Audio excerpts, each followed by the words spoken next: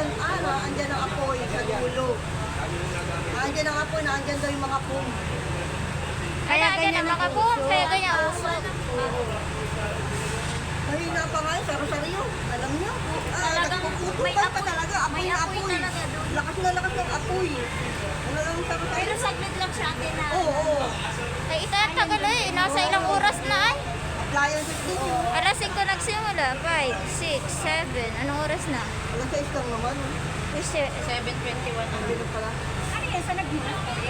Siguro. Alas 6. Alas 5.